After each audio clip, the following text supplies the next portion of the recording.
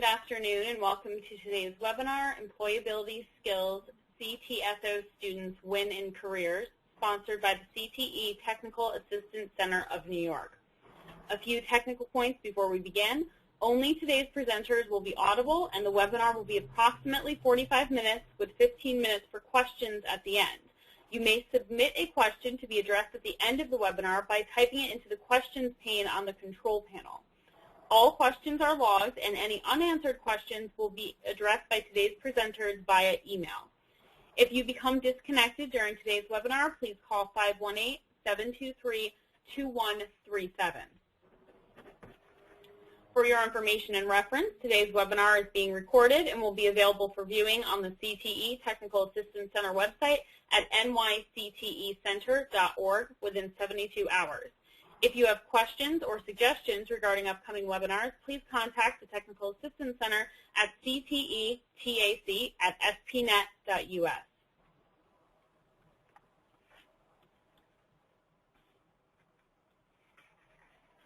Good afternoon. I'm Karen Olenek, serving again as today's moderator in this webinar, the fourth in our series focusing on career and technology student organizations. This is the fourth one, and we started by introducing all 7 of New York's formal student leadership groups. We also had one that shared what's successful in current CTSOs, including cost-saving techniques for conferences and membership drive campaigns. Last week, we provided examples of how CTSOs integrate the Common Core standards. I'm very excited for today's program as, again, we are joined by state leaders and their messages supported by several alumni from Skills USA, FFA, FBLA, and FCCLA. These young professionals will provide personal testimonies of how their CTSO membership helped them get to where they are today in their professional and managerial positions. To set our mind frames for today's conversation, let's first discuss what we are talking about when we say employability skills. If you talk with any human resources person or an educator, some common terms will differ. You might hear soft skills, intrapersonal skills, and a while ago, educators began to refer to the need for 21st century skills. But I believe all of these terms together make up what we are talking about today, the infusion of human relation skills with those specific technological know-hows. How we teach our students to be team members, to work cohesively with others. Where can our students get experience at critical thinking and problem solving, and then relay those findings and decisions in written or oral means with both clarity and conciseness? Where can our students develop a positive attitude toward their work and others around them? We believe career and technology student organizations provide students with all of these learning experiences and more. We are joined today by FFA Executive Secretary and Youth Program Specialist, Julia Faye Tolowski, and hopefully we've been able to get online with 2 of her state officers, Jake Ledoux and also Dan Trousseau. Representing Skills USA is Bruce Potter, the New York State Director. He's joined by Brandy Gage, who is, and Erin Harder, both alumni. And also representing FBLA are Jessica Loden-Kirby. FCCLA is represented by Ross Moser. And we have statements sent in from several alumni as well.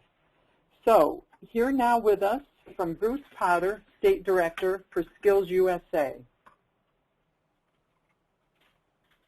Good afternoon.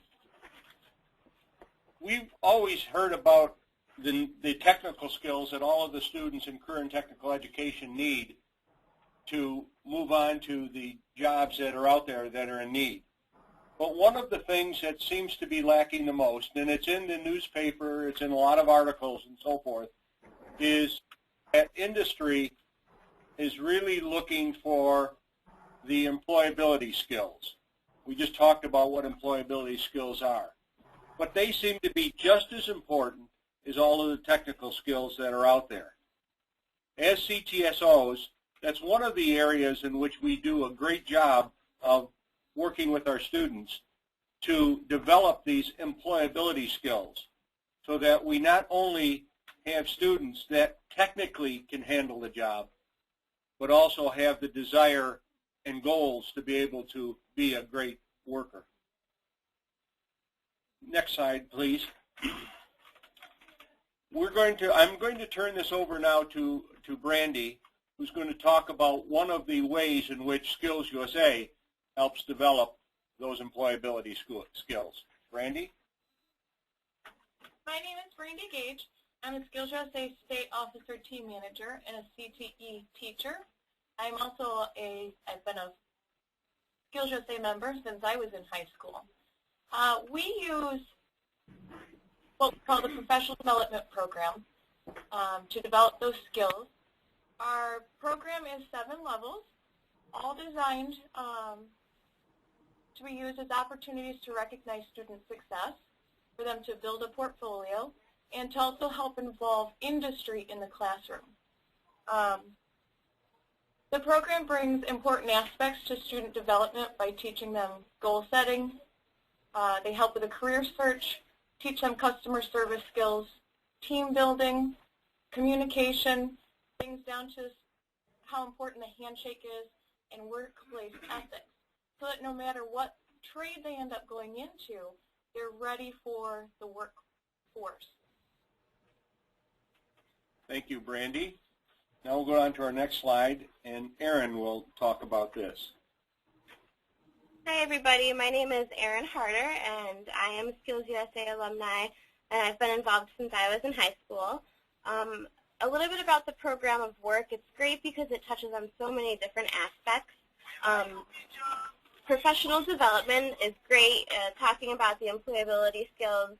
It definitely makes sure that you can develop those skills and it makes you comfortable with being in a business setting, things just like communication, problem solving, even right down to the initial job interview. Also, community service is really important. It's important because it gives you the opportunity to reach out to that community, and it gives you a real mindset of wanting to help people, not to mention the really good feeling it gives you. We have some social activities throughout this organization, down to different activities right inside your school or at different levels throughout the competitions, at states, at nationals. There's always something for all of the students to get involved in to give them a feeling of wholeness and belonging in the organization. Ways and means is also really important because it gives these students an understanding that we do need to work hard and things aren't just going to get handed over, which is really important. I think because we're just developing those skills kind of around the age of high school, so this just helps reinforce those ideas in their minds.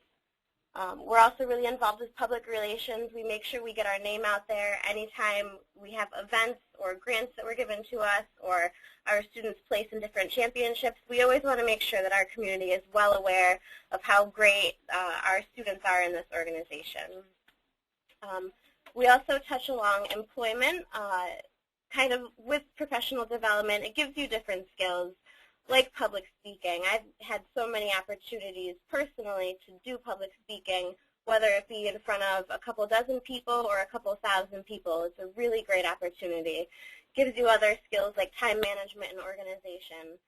And also, during some of these different activities and championships, it gives you the opportunity to meet people in your industry, and you can ask them questions, where they got where they were. They can kind of help you get in the right direction. And finally, we do have our championships, which I think is a really great aspect of this. It gives you the chance to compete against the best of the best starting in your school, move on to the area competitions, move on to the state competitions, and those students who place get the opportunity to go to nationals, which is a really great experience, meeting people from all over the country, some surrounding countries, and it's just a really great experience.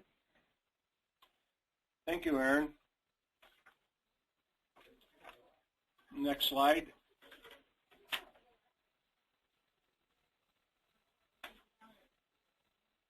one of the things that we've always with employability is always wondering where do we get the research that really tells us all this?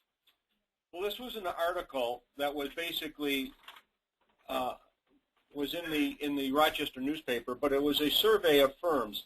Monroe Community College Economic Development and Innovative Workforce Services Division engaged the Center of Government Research to support its efforts in the surveying the workforce still needed in the businesses in and around the Monroe Community College service territory, which basically took most of central New York. The Rochester Business Journal joined the partnership and provided feedback on the surveys designed and access to list all of the individuals who have registered to receive the RBG Daily Report and other newsletters. What they found from this is 338 firms responded, that they found that there is a skill gap out there. In other words, there's still a need for technical skills out there, and they had a number of unfilled positions. Productivity was basically one of the things they were looking at. But the second most important thing that came up in this survey was the basic employability skills. The lack of these skills, the good work ethics, and coming to work on time were more important than what was going on out there. And as I said earlier, we in the CTSOs, and that's all of them that you'll hear today, talk about and actually practice all of what that is lacking out there in employability, as well as filling in the skills gap with technical skills. And I will now pass that on to our next presenter.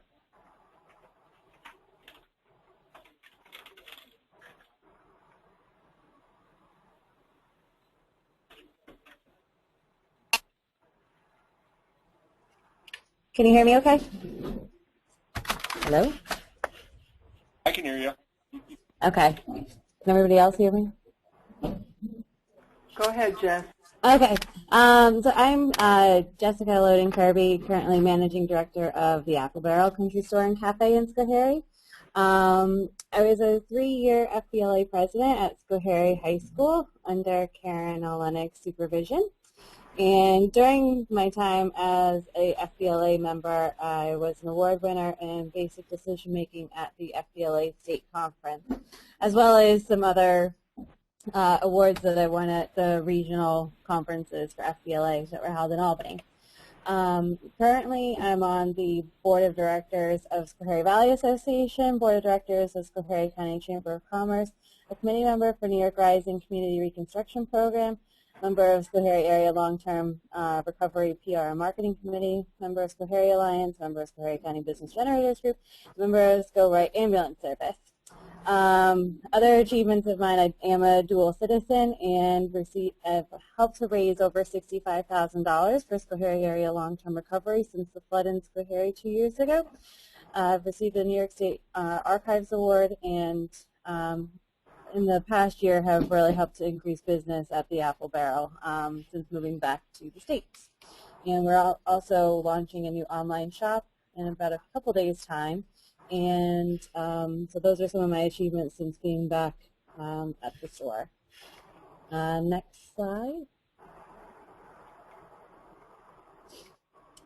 So with my time in FBLA, there were 3 main areas that I think really helped my employability and my skills as well in the business sector.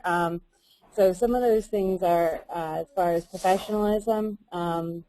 Gained a lot of public speaking skills.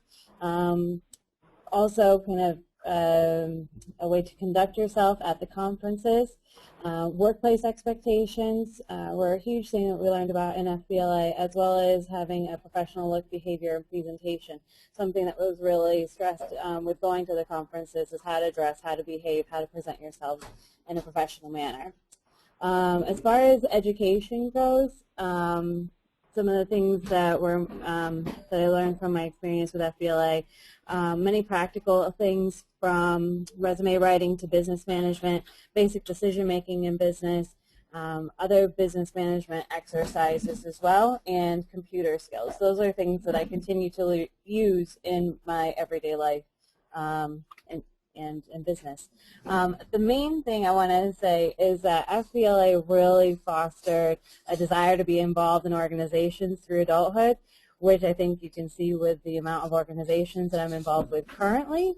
That's something that I think if you're involved in extracurricular activities in high school, you continue to be involved in things throughout your life.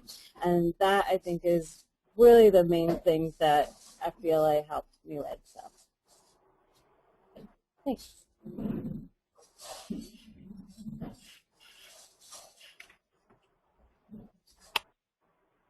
Our next slide was sent in by LeeAnn Arnold, who is currently the Assistant Branch Manager at NBT Bank of Schoharie, and she is a past FBLA Treasurer, busy today at another branch as they audit each other. LeeAnn writes in, being a member of the Future Business Leaders of America helped me to gain confidence for the working world. I have always felt that the experiences I received from FBLA have helped to shape the person that I have become. We held regular meetings, formed committees for community and fundraisers, attended district and state meetings and competitions. After high school, I attended SUNY Cobleskill and received my degree in accounting. For the past 14 years, I have worked for NBT Bank in many different positions. I started out as a teller and worked my way up to present-day Assistant Branch Manager.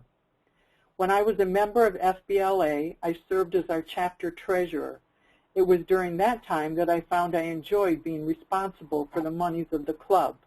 That is why when the opportunity presented itself to me to work for a bank, I took it and ran with it. I believe FBLA gave me the confidence to continue working toward my goals. FBLA helped take a shy teenager out of her shell and become a successful business leader in our community.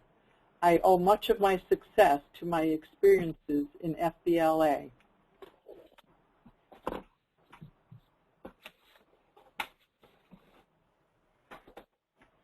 Next, Julia.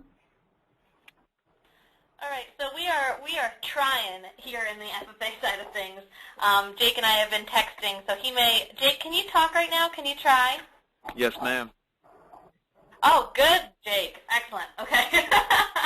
I'm very glad about that. And Dan, you can talk as well, right? Yep, I'm here. Excellent. Okay.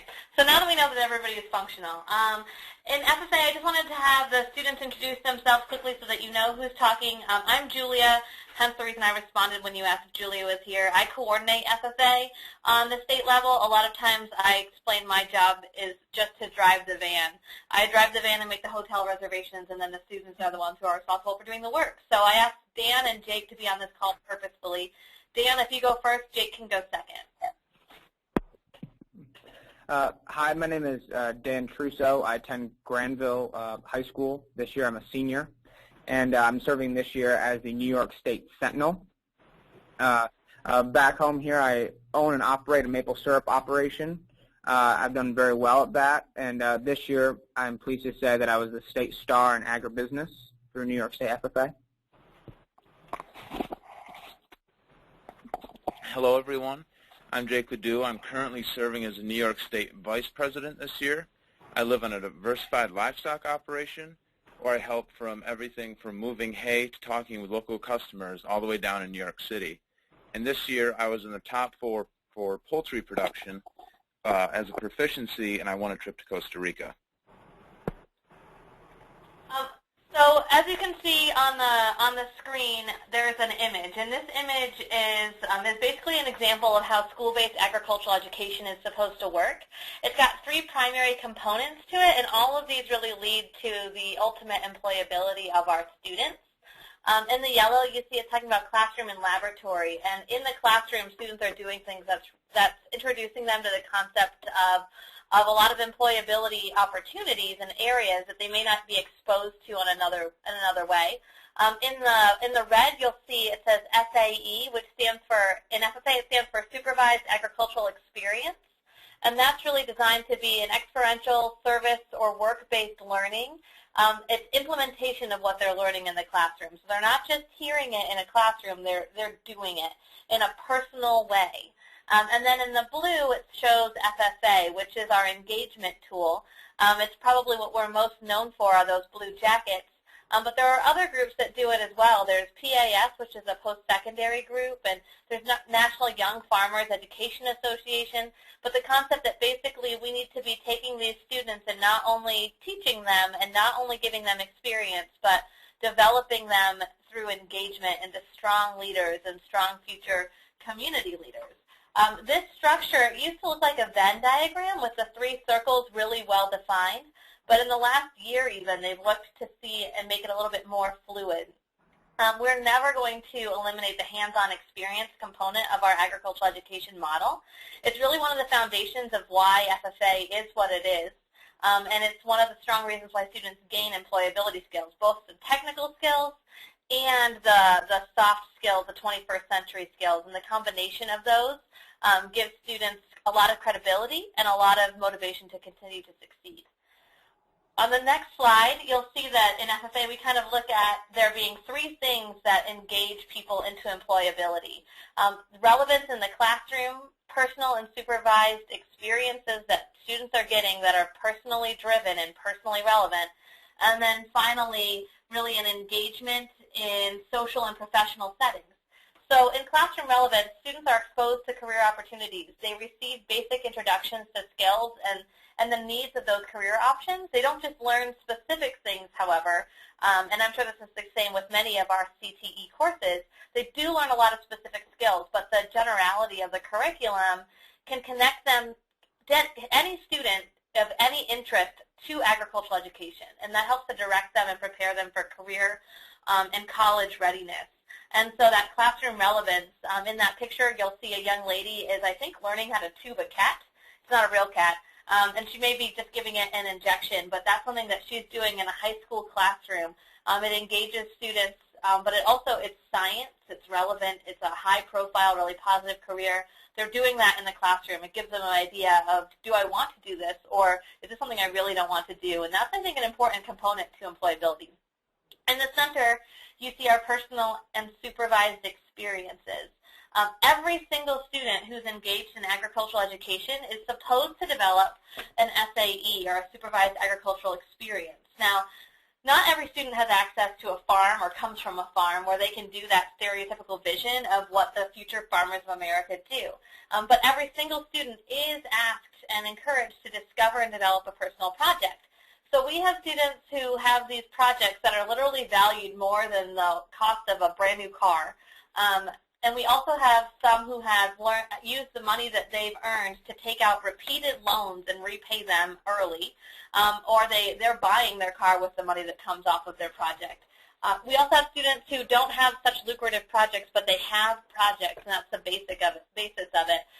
Some work in radio stations, or they volunteer at veterinary clinics or animal hospitals.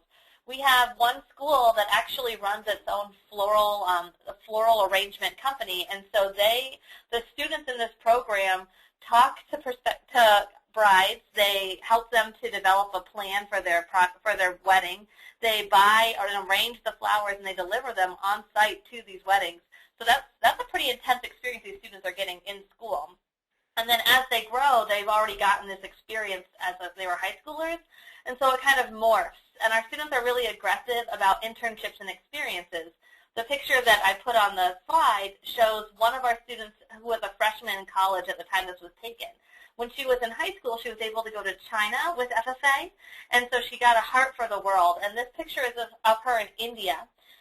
She is helping here to establish a school of nutrition for these students in one of the, she said it was India is one of the poorest nations in the world. This is one of the poorest, equivalent of one of the poorest villages in one of the poorest states of one of the poorest nations of the world.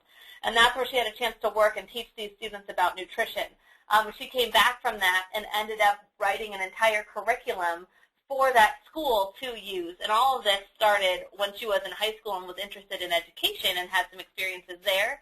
But it continued because she had opportunity after opportunity line up from that. And that's one exceptional example, but students also get work experience when it's not clearly aligned with the agricultural career pathways. There's a young man I think about who has his own business, but his business is repairing and selling vacuums to people in his community. That's not an agricultural skill, but he is developing entrepreneurial skills, personal management, financial management, and it's a strong skill to have nonetheless, which is the goal behind it all. And then finally, you see a young lady being interviewed in front of the Capitol. That's about engagement in social and professional settings. Employability, it's not just about these work experiences. Through FFA involvement, these students are continually developing those soft skills we talked about before that the industry is demanding. And those are demanded across the board regardless as to what they're going to become as a full-time professional. So things like teamwork, public speaking, written communication, confidence, character, work ethic, each of these things, they evolve from different activities. Maybe it's a chapter that plans a service project, or students attend a leadership conference, or an individual participates in what we call a career development event, which sounds a lot like the championships that were mentioned earlier. They're developing these skills, putting them to work, and really they own them as a part of who they are. So these students, they get engaged in the agriculture industry through FFA events that are social and professional, and they have a distinct advantage in employability in the future. That picture of that young lady was because she was selected as one of 10 students on a national basis as one of the 10 best advocates. And so she was flown down to Washington, D.C. and had a chance to meet with legislators and leaders in education and agriculture. And there she was recording about why education about advocacy is important. And that individual who's taking the picture saw her being recorded and just assumed she had to be somebody important. So that was a pretty fun moment to be able to capture as her advisor. On the next screen, you will see the idea of where does this development come from. Students are developing skills through experience, and those experiences are different. FFA recognizes students for both the time and dedication that they show to developing a skill and the quality of their individual project. And so Dan and Jake are going to outline those two different sides because both of them have done exceptionally in either side. So Dan's going to start talking about our degree program, and then when Dan's done, Jake will take over and talk about awards. In FFA, students begin earning degrees for their record of their work experience and other accomplishments as early as middle school. These awards happen at a local level, and they're conferred by their FFA advisors, who is also their agricultural educator, upon the completion of the requirements.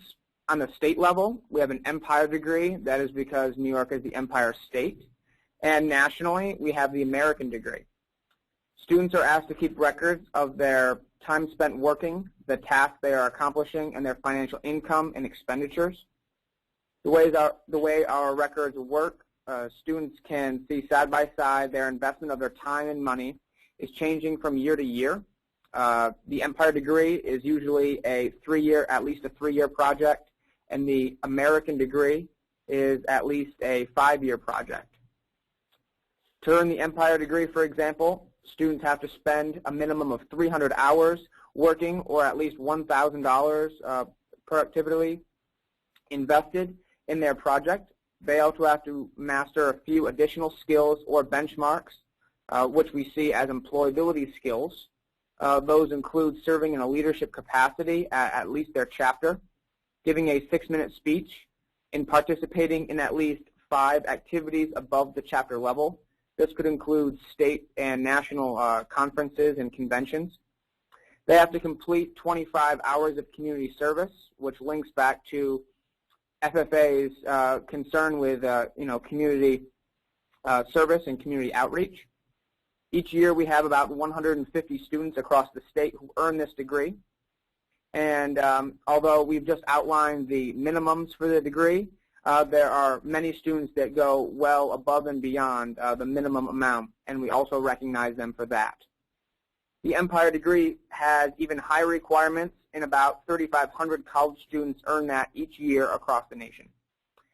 My own experience with receiving the Empire degree last May, it was definitely worthwhile, and it was definitely seen as a reward for my hard work and 4 years of running my maple syrup business. I also received an additional award on top of the Empire degree, and that was the Star in Agribusiness. Being the winner from New York State, I was able to go on to the Big E, the Eastern States Exposition, out in Springfield, Massachusetts, and compete against students from the Eastern Seaboard in business skills and proven track record because of my own entrepreneurship.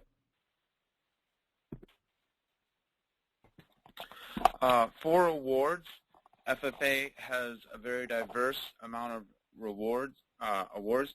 We have everything from leadership contests, which include public speaking, which helps students become better prepared public speaking in the future. We have Parley Pro, where students learn parliamentary procedure. We have all sorts of CDEs, which are career development events, and they range from everything from horticulture to agribusiness to plant science, and they are all they help build skills that students would then use in future careers. Personally, I was able to take my proficiency to the national level for poultry production, and I was then awarded a trip to Costa Rica, which was a huge incentive to myself, because I realized that a lot of students that we serve do the same amount of work I do, if not more, and if they realize all the opportunities they can get from just turning in an application, and it's a great experience. To get to even be on stage for this award, I had to go through a rigorous interviewing process where I was asked, how do I market my birds? How do I speak to consumers? What leadership have I taken in my business? All sorts of questions that can really help. It helps in agriculture, but also pertains to all sorts of business, and it also pertains to all sorts of careers. So I love the organization, and it's great because we're able to give all sorts of awards to students that do a very diverse amount of project and work and service.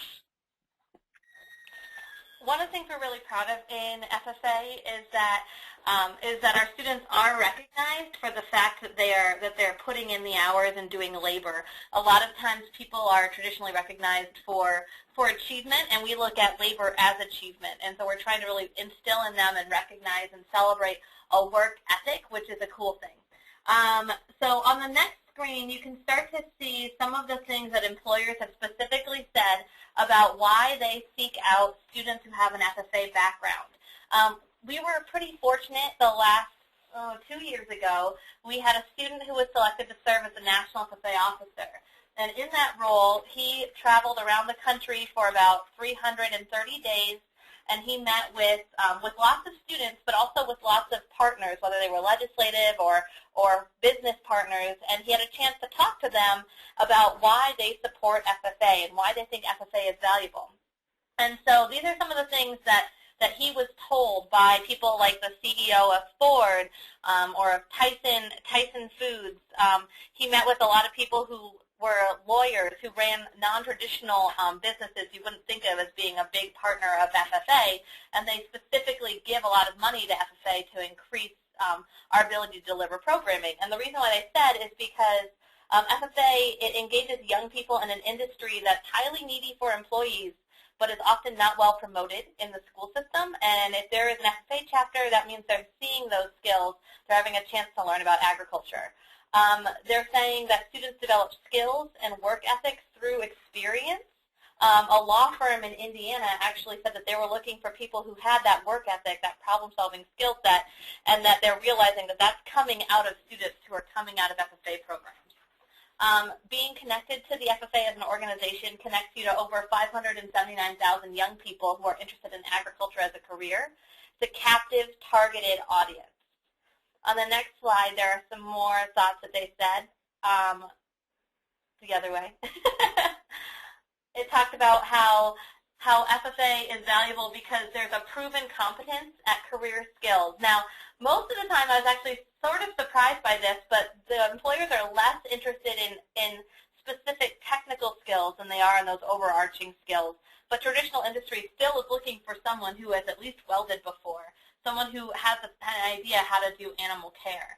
So the traditional industry, those stereotypical industry businesses, that's what they're looking for in part in addition to everything else. One person said that the organization amplifies soft skills such as common sense, reasoning, character, reliability, courage, etc. And in fact, someone went so far as to say the cost of hiring an FFA member is less than the cost of hiring your traditional student because you know you're getting someone who is competent already, and they're already really prepared to learn, to be humble, to work hard. They aren't intimidated by the work. And I think that's probably something that's universal across our groups, but we're just lucky enough to be able to hear it from these sponsors of FFA. So then I turned around and I asked students, and I said, well, former students, what about FFA do you think made you employable? The next slide starts to show some of their quotes as to what they said. One of my students said, and I'm paraphrasing, they hired me because they knew that I had experience and knowledge of what they wanted me to do, and that's also why they wanted me to find more ways to partner with agriculture students too. And this is a student who was working in government and with some NGOs. She worked with the FAO this summer and was responsible for helping to develop a curriculum about hunger, but also to connect them back with young people who would be able to use their information and spread their message. So she felt valuable because she knew that her brand as an FFA member meant something. Someone else said that they were given the interview by their company in the first place because their company had seen that they had received their American degree on their resume, and that the company knew that meant that she would follow through on what she started. And like Dan mentioned with the American degree and the Empire degree, those seem like small things, but if there are people who know what FFA is, that means something on your resume, which is pretty powerful. A young lady who I worked with recently is in her second year of her career now, and she said, because of my experience in FFA, I have the confidence and the credibility to meet with customers and executives right from the start. In the field, I'm a farm girl who has gotten my hands dirty, so farmers believe me. In the boardroom, I'm poised enough that they put me in front of one of our corporate vice presidents in the first year on the job. And this is not a small company. This is John Deere is where she works. And so that's pretty impressive that she's a second year, well, when she was a first year college graduate, she was meeting with the corporate vice president of global affairs. And our last slide shows two more quotes. It shows somebody from a not-for-profit organization says, that's what they're working now, if it weren't for FFA, I would have been successful academically. I was valedictorian. I didn't have to try that hard to get there. But the experiences and mentoring I received gave me direction that steered me into my career and my passions. I think I would have floated trying to find where I belonged, even though I was smart. Ag Ed was probably more important to my career readiness than any of the college prep classes that I took. It gave me direction as well as the skills to succeed. And then finally, I asked that same national officer who had spent a year on the road, and I said, what do you think it was that FFA gave you that makes you marketable? And he said something that surprised me. I thought he would give some sort of a skill or confidence or something, but he very humbly said that the single most valuable thing he got from FFA in terms of employability was the connections to people who could employ him. And similarly, he said, I have a personal connection now to a known brand. I'm part of something that has a label and already has a recognized value to it. So I think it's important to realize that what we do in CTSO, it does serve employers, but it very much serves our students because they walk in prepared and they know and attribute it back to their membership in our group. And so with that, that kind of wraps up our pages for now.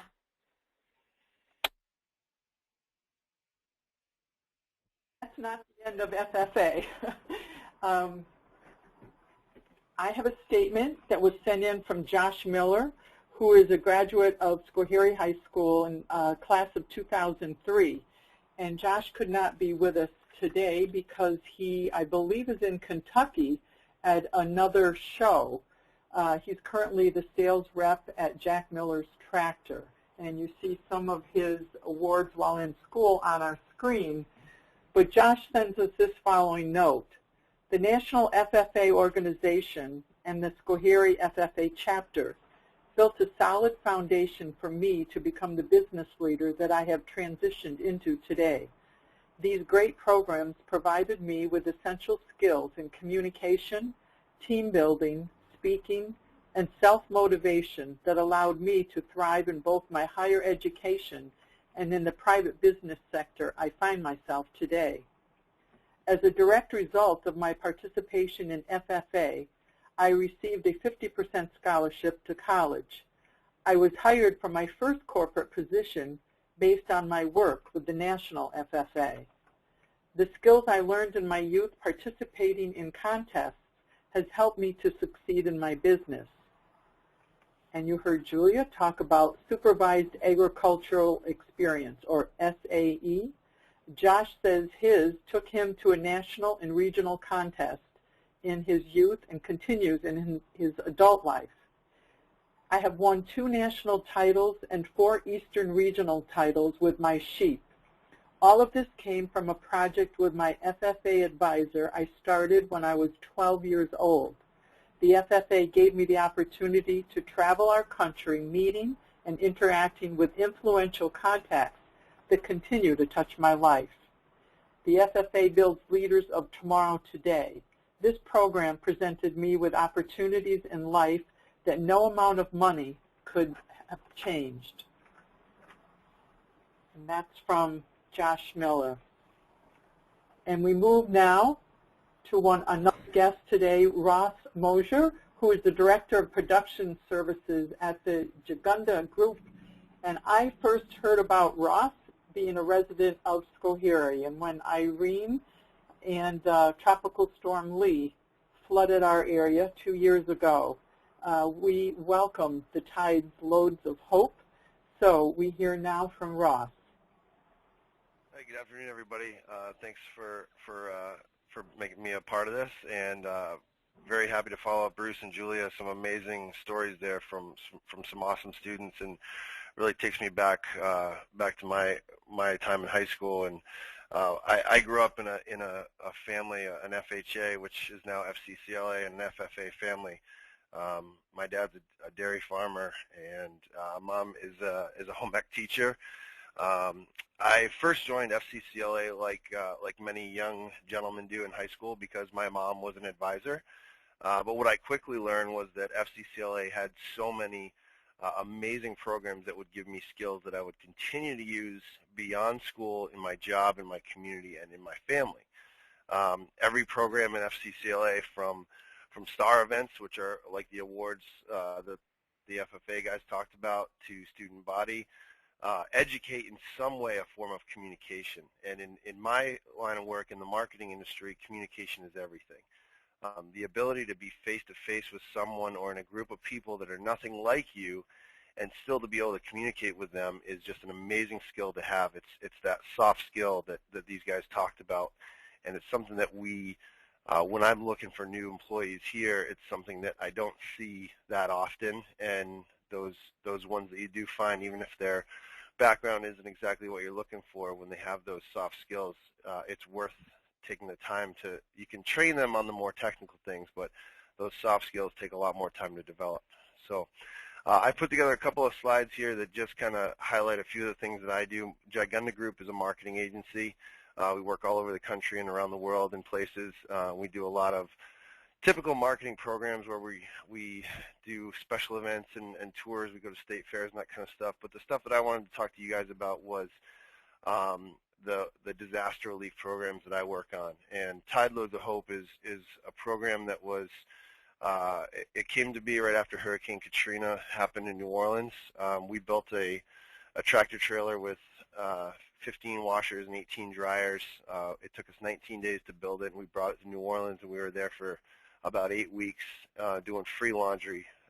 We wash it, fold it, dry it, fold it, and give it back to you. And what it did for us was it just allowed us to give back a little something to the people. And even though they had all this damage to their homes and they may have lost loved ones, that one little piece that we could give them was some clean clothes, so they can go back to work. They can be wearing clean clothes as they try to rebuild their lives. So the top pictures here in this slide are in Tuscaloosa, Alabama, when we were down there after that F5 tornado went through. And then the bottom pictures are actually in Port-au-Prince, Haiti. And after the earthquake hit Haiti, Tide and my company, we got together and said we want to go do something in Haiti. So they sent me down for a few days, and I worked with an NGO in Port-au-Prince.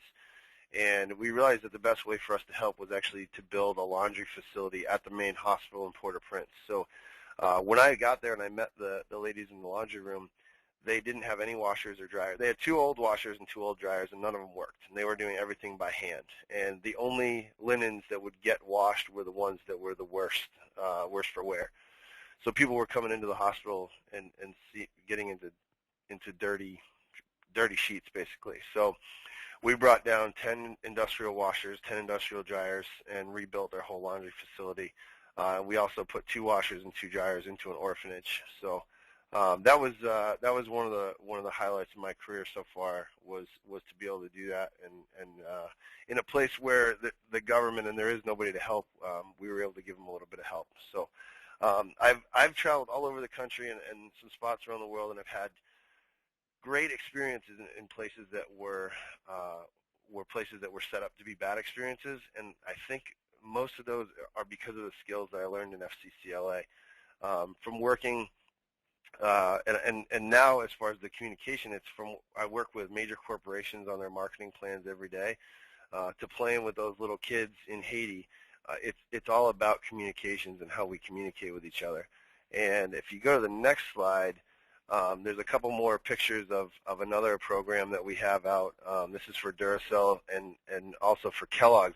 These have grown from our work with Tide. We've actually been able to build some vehicles and do more disaster relief. These vehicles, all 3 of these vehicles are actually in Illinois as we speak, doing disaster relief in those tornado areas.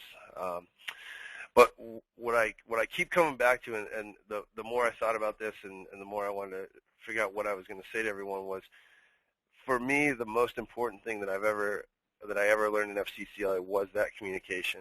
It's not just how we communicate something written or verbally, but it's how we communicate on a much deeper level.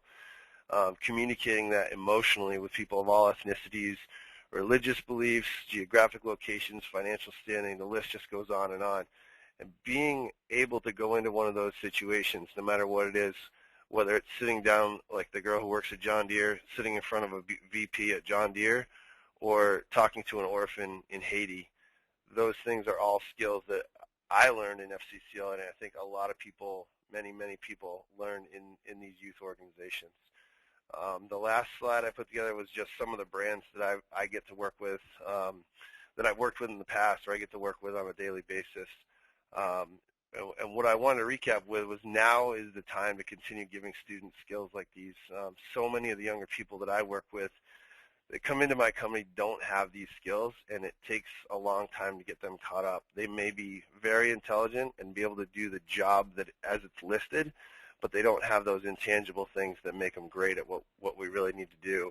And it takes them a long time to get caught up to being able to succeed in those real world situations.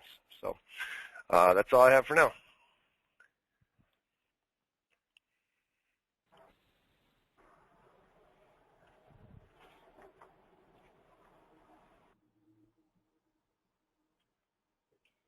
At this time, we have a few moments for questions. We have 3 questions right now.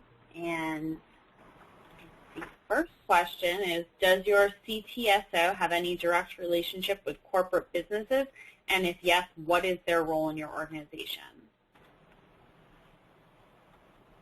This is Bruce Potter, State Director of Skills USA. The answer to that is yes. Over 1,800 of them. They are partners with us, providing either intangible things like information and so forth, scholarships, jobs, money towards our competitions, money towards supporting a lot of our pamphlets and software that we have. So we do have a lot of them, and a lot of the corporations also give us, are on an advisory board. We have an advisory board of 15 top corporate members. They are the CEOs of, and I'll just to name a few, of Snap-on, John Deere, Caterpillar, and so on, that help advise us on the direction that Skills USA is going and what we can do better to help students in career and technical education.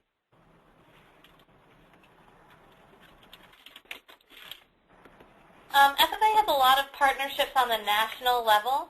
I have a report here from our National FFA Foundation, and it says that last year there were 1,194 corporate donors and sponsors, and they supplied $16.2 million to the national organization. And then there's a lot of individual donors as well. And so one of the roles that our relationships with corporate or industry or businesses in general, with the groups, one of the things they do is they certainly support our existing program and make it possible for that existing programming to continue. The support that our organization receives on the national level provides scholarship to individual students. It provides a reduced cost of attending events. It helps to sponsor competitions. So that sponsorship is a key role that our corporate and other kinds of partners play.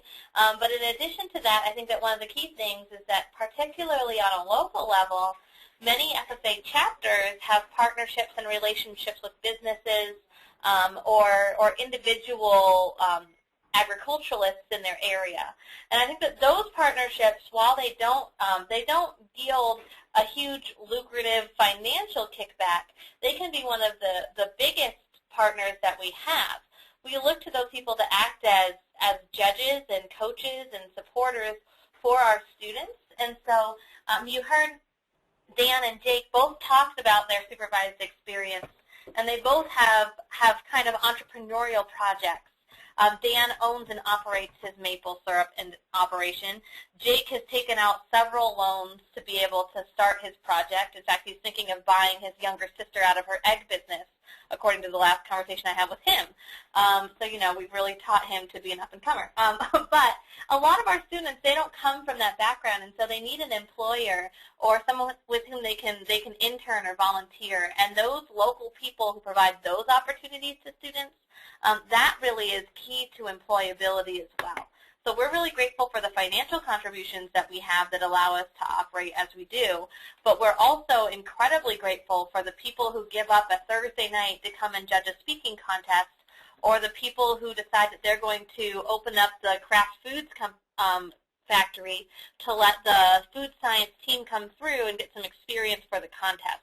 So it's really multiple ways in which they help out, but every way really helps to develop young people.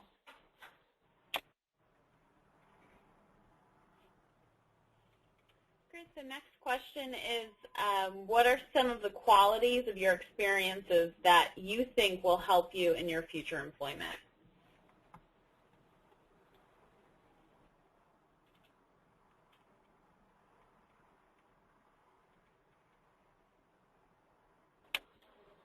Dan and Jake, are you guys still on? Do you want to talk to this question? Yes, ma'am. I would have to say some qualities that help me with future employment. I would definitely have to say public speaking skills. Definitely in the ag industry, we deal with a lot of consumers that have some misconceptions about ag. So we have to kind of sell our product, sell our brand, per se, without getting defensive and educating them in the process. I would also have to say marketing skills and managing money skills. All types of business, you know, you always have to have, you always want your bottom line to be, you know, better than your costs. So you always try to keep it in the black. And I would have to say being humble. I know a lot of people, they really, when FFA has really taught me to be humble, because every time I go to national convention, I see a lot of kids that do just truly amazing things through FFA, and they're completely humble about it, and that makes them very employable by their employers because they'll know they can do the job right and they can do it well, but they won't, they won't go off on a limb. I think exposure to various industries within the agricultural sector was probably the single most probably defining part of my experience in FFA. Being able to see different industries such as dairy, beef, poultry, different parts of agribusiness, which I've obviously chosen to spend the majority of my time in, I think was invaluable in trying to understand where my education was going to take me and what career opportunities laid ahead. As we talk about employable skills, I think that the soft skills were equally as important as to the connections that I made with employers and the impact I've been able to make on my own industry. Moving forward, I plan to be an entrepreneur, which really doesn't require necessarily employable skills during interviews, but in order to be a competent manager and entrepreneur, I also need to have these skills.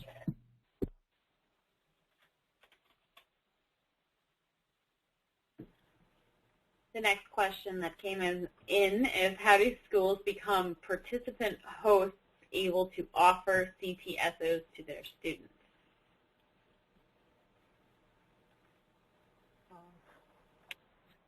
The first thing about, I can speak on behalf of FFA, the first thing about a career and technical education group or career technical student organization is that it really begins and requires that coursework. And so schools, if they're interested in having FFA, they need to be teaching coursework that falls somewhere within the agriculture,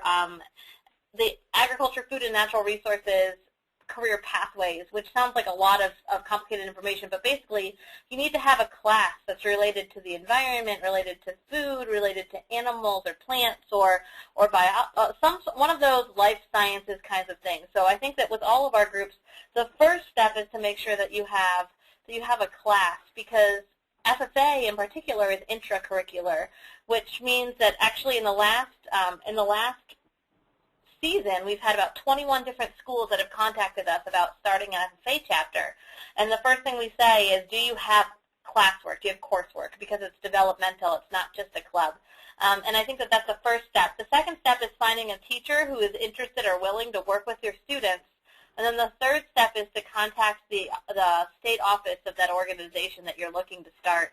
So if you're looking to start a Skills USA group, or if you're looking to start SBLA or FFA, contact their state staff because they're more than happy to provide the support that's necessary. But the key thing is that you need to have coursework and you need to have a teacher. And that's key, because what we do, it's not just a club. It's developmental. It's integrated into the classroom as well, even though it goes beyond the classroom. And so I think it's important to realize that these students get excellent experiences outside of the classroom and through the world, but it's because there is a teacher in their school who is willing to teach a course that engages them in their career and who is willing to do more than the 9 to 3, the 7:30 to 3 schedule. This is Bruce Potter from Skills USA. I will ditto what Julia just said, but just to make a point is that with Skills USA, we're a lot broader, and we take in everything from nursing to cosmetology to carpentry to robotics.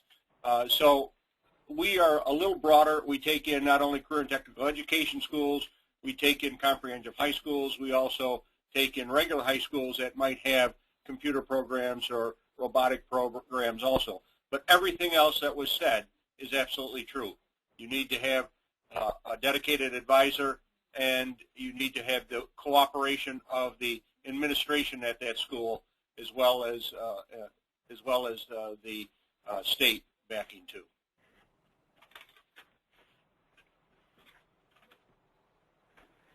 And I'm going to use that as a segue to the beginning of our closure today. And I just want to begin by saying, in addition to bringing skills and knowledge available through CTSOs, through this series of webinars, we definitely want to encourage any teacher who's on the brink of do I start one or do I don't, to encourage you to take that step. There's resources available on your screen now for each of the 7 New York CTSO state leaders through the Technical Assistance Center here. There's much information and many resources available. So take the step and make it happen for your students. And with that said, we want to thank all of today's speakers who did an outstanding job preparing for and presenting today. We particularly thank our young professionals, our CTSO alumni, who took time from their busy schedules to be with us, and to those who also forwarded comments because their schedules prohibited them from personally attending. What a testimony to their CTSO membership, empowering them to excel in today's workplace and to enrich their communities. Again, the screen that you're seeing provides the state representatives and contact information for all of New York's 7 CTSOs. Today was the 4th webinar in our series focusing on the benefits to students of memberships in CTSOs. Each presentation provided examples of CTSO value added to all career and technology programs. If you have been considering starting a chapter again, we urge you that now is the time. Call or log on to the internet to the above contacts for assistance, and always remember the site and professionals at the Technical Assistance Center are ready to help you in any way needed.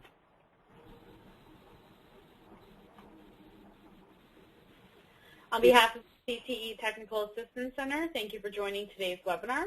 As a reminder, this webinar will be available for viewing at nyctecenter.org within 72 hours.